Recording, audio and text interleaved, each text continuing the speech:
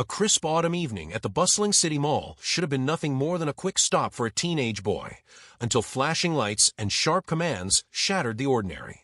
Shoppers froze as uniformed officers closed in, their voices sharp with accusation, their assumptions louder than the crowd's whispers. He stood there stunned, shopping bag in hand, while strangers' eyes filled with judgment he hadn't earned. No questions, no chance to explain. Just the weight of suspicion pressing down because of the color of his skin. But this was no ordinary teen, and this arrest was about to expose a truth none of them could imagine. What secret would turn this public humiliation into a reckoning? But first, please make sure to subscribe to the channel and comment below from which city you are watching this video. 17-year-old Jordan Miles was the kind of kid everyone expected to succeed.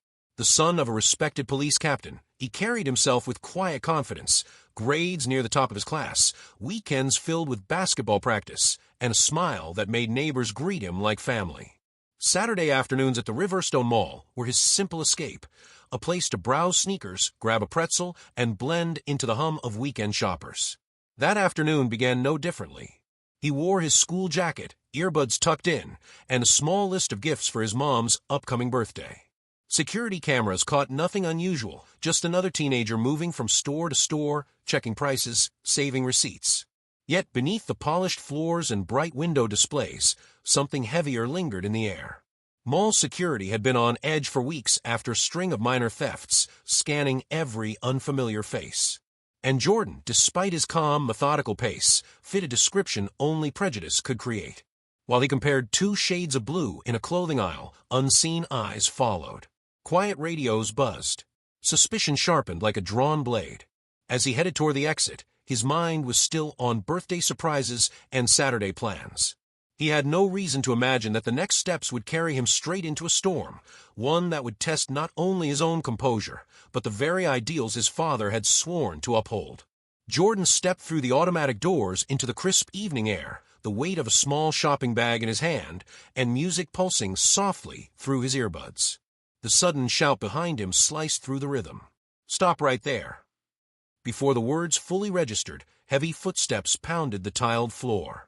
A jolt of confusion shot through him. He turned just in time to see two mall security guards rushing forward, their expressions sharp with accusation.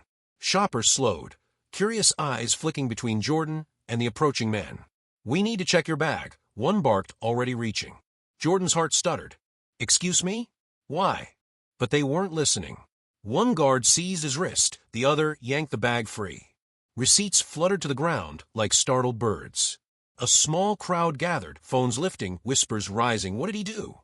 He tried to speak, to explain, but the questions never came. Only commands. "Hands where we can see them. Stay still." The sound of approaching sirens grew louder, vibrating through his chest. Two uniformed officers burst through the entrance, lights flashing across polished tiles.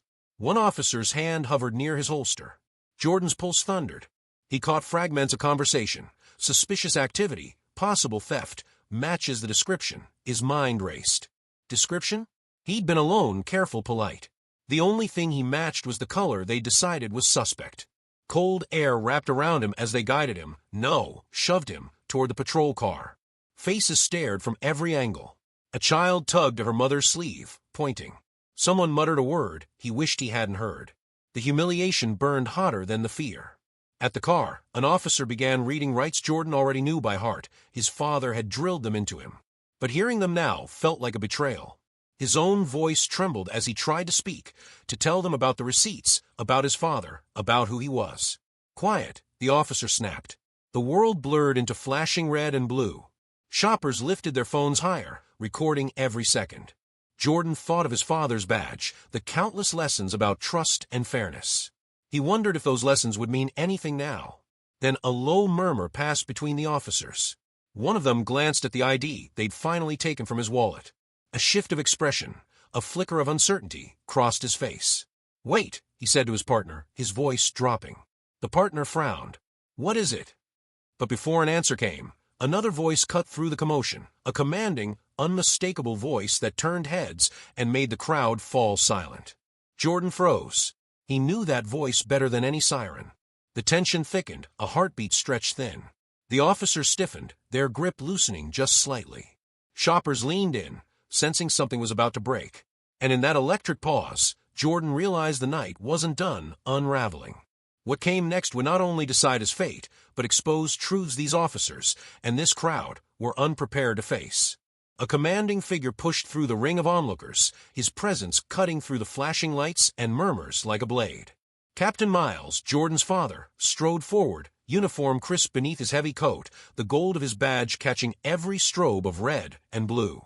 The officers froze mid-motion, recognition draining the color from their faces. For a heartbeat, no one moved. The captain's eyes locked on the son, now standing with wrists poised for cuffs, shoulders stiff with humiliation. Jordan's chest ached with a mix of relief and rage. "What?" the captain's voice cracked like thunder, "is going on here?" The nearest officer stammered, words tripping over themselves, claims of suspicion, matching a vague description, protocol. Each excuse landed like an insult against the night air. The captain's jaw tightened. He snatched the crumpled receipts from the pavement, holding them up as undeniable proof of a purchase. "This," he said, his voice low and dangerous, "is my son." Gasps rippled through the crowd. Phones trembled in hands as people whispered, stunned. The officers exchanged a panicked glance, their authority evaporating with each second. But the damage was already carved deep. Jordan stood in the glare of 100 judging eyes, the echo of shouted commands still ringing in his ears.